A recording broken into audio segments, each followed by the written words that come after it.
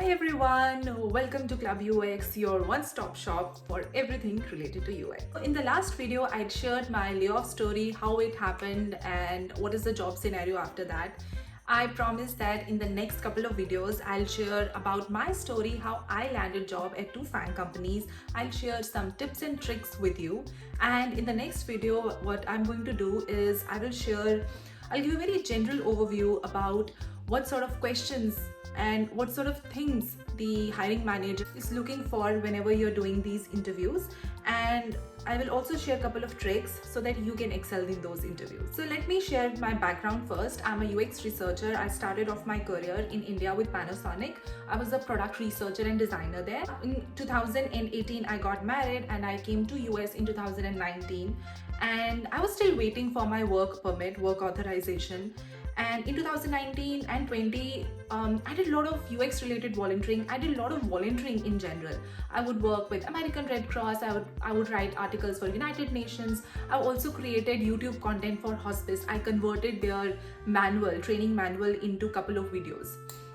So these 2 years, 2019 and 20, were amazing. I really had a lot of fun. Because of the COVID related restrictions, my work permit got delayed. And then in 2021, I finally got my permit and I got my first opportunity here as a UX consultant, where I did a lot of research and design. But then I got this epiphany that I like research more than design, and I just wanted to move full time into research. After doing a lot of search, I got my first opportunity at Google. With this, let me first share the first trick of a job search. First, getting a UX consultant job was pretty much easy because I was able to land to that consultancy job. It was with a startup, but I was able to land that job with the help of a friend who referred me there. I think this is something which I even mentioned in the last video, that over the couple of 4 to 5 months, I had literally applied at more than 2,000 companies. And every time I was getting rejected. I probably got interview requests probably just from 5 to 6 of companies, and ultimately the Google one is something which worked out. So the first thing that I did, that I started seeking advice and feedback on my resume and my portfolio. So my husband is also working in a tech-based company, but he doesn't work specifically in UX. So I started first of all asking him resume what he thinks about my portfolio. So he would give me like general feedback, and this is how I learned from him that I should specifically seek advice from people who are in UX related field. So the second tip that I would give you is start seeking advice from people who are in the UX related fields. And I started finding people on LinkedIn, or I would just search for mentors online. And there were like many companies who were offering these mentoring services, but they were paid. And for the amount they were charging, it was what I was making per month at that time. So that was not a viable option. What I did, that I started reaching out, I started sending cold emails to people through LinkedIn. Basically, if you start sending cold emails, the rate of response is pretty low. But I happened to receive a response from one person who actually mentioned ADP list. I've already created like an entire video what ADP list is. So ADP list is a platform that connects mentors with mentees. Such a cool platform. You will find hundreds of mentors there, people who have worked at big companies, at startups, and these people are really awesome because they're willing to give it back to the community. So you can chat with UX researchers, designers, people who are in the product management field, and all you have to do is sign up there, and then you will come across like multiple people. You can book a session with them. That is absolutely free. I probably had conducted my sessions with more than perhaps 10 to 15 people, and out of those 15 people, there were 2 people who specifically gave me great advice. So there was one person who is a UX design leader, and I spoke to him. He thoroughly read resume. He gave me very constructive feedback. He spoke to me about how I should highlight certain achievements, what sort of keywords I should be adding, how I should structure my resume. So the way he looked at the resume was from the way a hiring manager would look at a resume. Then another person would recruit for UX related fields, UX individuals. So I spoke to him and he gave me amazing feedback on how I should structure my resume, what sort of inputs I should add. For example, he mentioned that I should add this is something which was actually missing. I did not add my phone number because I was like, why should I get bombarded with so many messages? Why should I get bombarded with so many calls? So he did mention the importance of mentioning my email address, my phone number, location is not required, mention the location where you have worked, specifically mentioned from what time period you have worked in this organization. From a recruiter perspective and perspective of a hiring manager, I rework on my resume. So yeah, tip number 2 is get feedback from the people who are in the UX related field. And then also I had like a career break in 2019 and 20. But both of these individuals told me that even if you had this career break, you were not sitting idle. Were you watching Netflix? I was like, no, I was actually doing a lot of volunteering. So I added this section as well in my resume because they said that this is how you can shine yourself. This is what sets you apart from the other people. Reworked on my resume, and with this new resume, I was able to get a lot of traction now. I started getting more interviews. I started getting more traction from at least the recruiters. So what had happened was that I was able to connect with this recruiter. So with this, I'm sharing tip number 3 is to build good relationships with the recruiters. So I had sent this resume to a recruiter who was recruiting people for contract opportunities for Google. She liked my resume, she liked my work, and she said she would like to connect with me. And then we had conversation. We had about 30 to 45-minute conversation, even though it was just about to last for 15 minutes. We were able to hit it off pretty well. We had like a lot of good conversation around what is it that company like Google or Meta is looking for when they're looking for people to hire. She was a recruiter for Google and Meta. So she said that she will send me a couple of resumes. She also mentioned a couple of things that I can rework on my resume and my portfolio as well. So she mentioned, she even sent me a couple of resumes and portfolio links that I can review and I can take inspiration from them. And what she did that even without asking me, she started sending my profile to a couple of roles at Google, at Meta. This is how I got my 3 interviews. 2 were from Google, 1 was from Samsung, and the 4th one was from Meta. So Samsung, it did not really work out because I actually fumbled a lot during my portfolio presentation. But here I will share tip number 4. Whenever you're giving interviews, be prepared. Always prepare as if your life depends on it. Just prepare for it.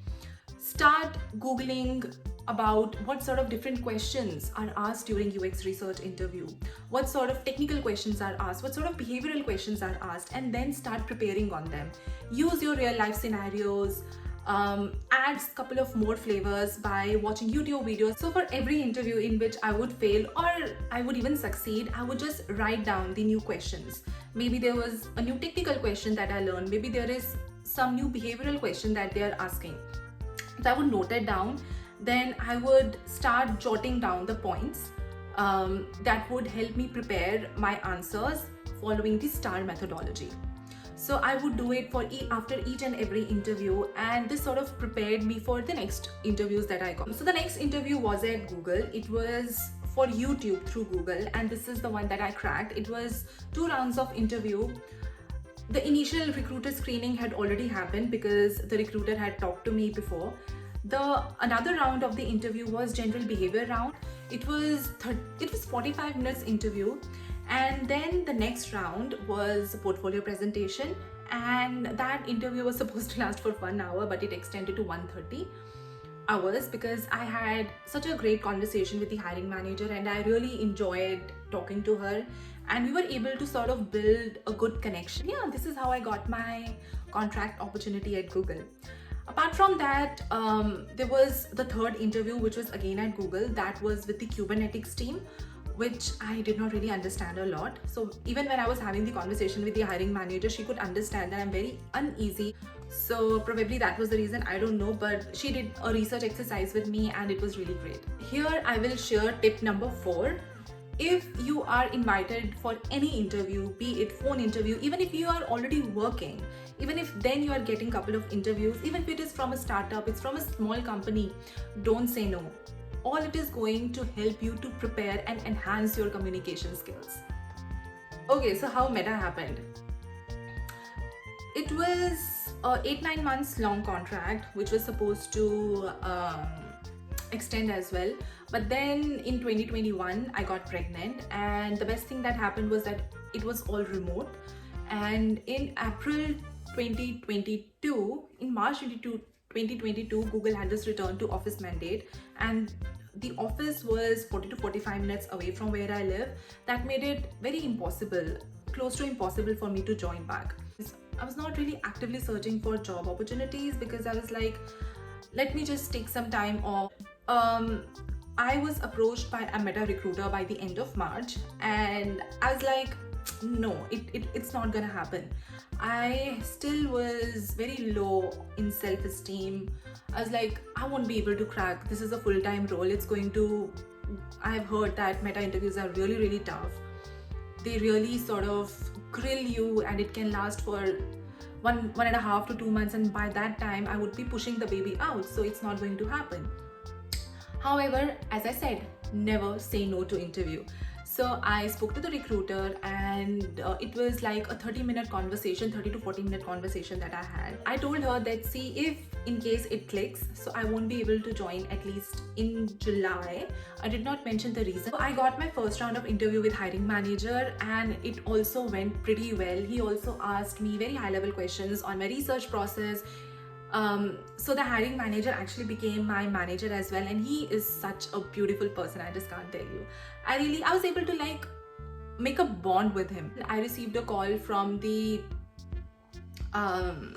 recruiter herself. She had a conversation with me for 30 to 40 minutes where she explained what each and every step will be about, starting with the first interview that I had with the research manager, where she would explore my research techniques, how I collaborate with researchers.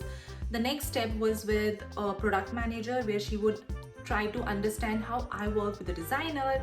And the next interview was with a VP of product, where he would just understand my technical skills. It was like a mix of technical and behavioral questions. And then the last round was with the hiring manager and was with a product designer, where they did like a whiteboard challenge along with me.